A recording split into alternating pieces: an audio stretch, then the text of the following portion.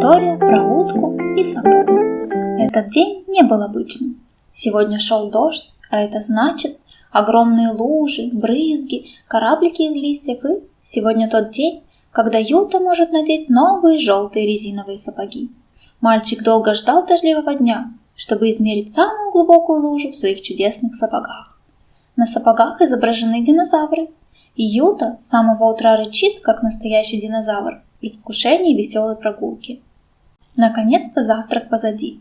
На Юта одет дождевик, на ногах желтые сапоги.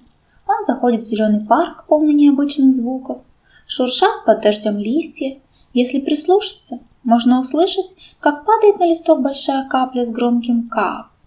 Тихо звенят ручейки, бегущие по дорожкам. Они текут вниз, соединяются друг с другом. Кажется, у них нет конца.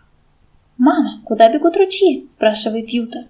«Они бегут навстречу другим ручьям», – отвечает мама. «Там, где ручьи встречаются, они останавливаются?» – опять спрашивает Юта. «Проверим», – предлагает мама. «Давай», – восторженно говорит он. Малышу нравится знать, как устроено то, что его окружает. Юта бежит вперед вместе с дождевыми ручьями. Желтые сапожки с динозаврами звонко шлепают. И интересно, куда ручьи его приведут? На своем пути мальчик встречает маленьких жителей парка, которым не страшен дождь. Вот он видит ворону. Она деловито сидит на фонаре и смотрит сверху вниз на прохожих. «Привет, ворона!» – машет ей Юта. Под раскидистой елью, нахохлившись, прячутся от дождя голуби. «Привет, голуби!» – приветствует их Юта. Неожиданно через большую лужу перепрыгнула рыжая белка. Перебежала дорогу и скрылась на дереве. С ней Юта поздороваться не успел. «Смотри, кто здесь?» – позвала Юта мама, присев на корточки. По мокрому асфальту медленно-медленно ползет большая улитка. Она вытягивает свое тельце вперед, подтягивая за собой домик-раковину. Вокруг нее на асфальт падают тяжелые капли. Наверное, улитки они кажутся гигантскими. Юта, отважный исследователь ручьев и луж, проголодался.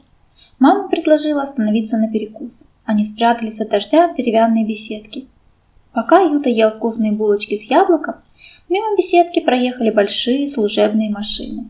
Они наводят в парке порядок. Юта насчитал аж 4. Вот так везенье. Он увидел машину, которая чистит дорожки. Ее можно увидеть почти каждое утро. Это любимая машина Юты. Еще увидел машину, которая забирает мусор. А еще трактор-водовоз, который поливает цветы, и автовышку. Автовышка была такой же желтой, как и желтые сапоги. Бабушка подарила сапоги Юта месяц назад. Они были велики. Бабушка сказала «на вырост».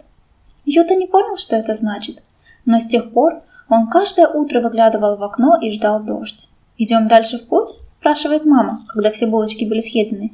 «Да!» – радуется Юта. Их беседка стояла на склоне холма, с которого стекали ручейки. Чуть поодаль виднелось большое озеро. «Смотри, там озеро!» «Мне кажется, я знаю, куда бегут ручьи», – сказала мама. «Идем проверим». Юта подошел к крутому берегу озера, вода звонко булькала от падающего дождя. На берегу росли высокие ели. Ручейки весело стекали в озеро и растворялись в нем. «Ручьи стали большим озером», – восторженно сказал Юта. «Они как реки, которые впадают в море и становятся частью большего. Как маленькие корабли, которые уходят в плавание и становятся частью большого приключения», – замечтался Юта. «Поиграем в морское приключение», – предлагает мама. «Да», – просиял Юта, – «но у нас нет кораблей. Мы можем найти то, что хорошо плавает, и представить, что это отважные корабли в морской шторм. Удача! Под одной из елей лежала кучка шишек. Это будут отличные корабли». Набрав охапку мокрых шишек, Юта подошел ближе к берегу. Внизу от дождя шумела темная вода. Юта бросил первую шишку, но она застряла у берега. Торчащие из воды палки не дали шишке кораблю уплыть дальше. «Надо подойти поближе», – подумал мальчик. Он осторожно, держась за мамину руку, спустился ближе к воде. Неожиданно мокрая земля под ногой провалилась в озеро, а с ней и желтый сапог с динозавром. «О, нет!» – вскричал Юта. Сапог наполовину наполнился водой и поплыл дальше от берега. «Мой любимый сапожик!» – Юта заплакал, по щекам потекли слезы. «Не расстраивайся. Мы придумаем, как достать сапог из воды», – успокаивает мама мальчика. «Нужно найти длинную палку, чтобы дотянуться до сапога. Идем скорее на поиски, пока он не уплыл слишком далеко». Юта все еще продолжал плакать. Он не верил, что можно вернуть сапог, ведь он плыл так далеко, и спуститься к воде так трудно. «То, что нужно», — восклицает мама и поднимает длинную палку, которую она нашла среди корней плакучей ивы. Побежали назад.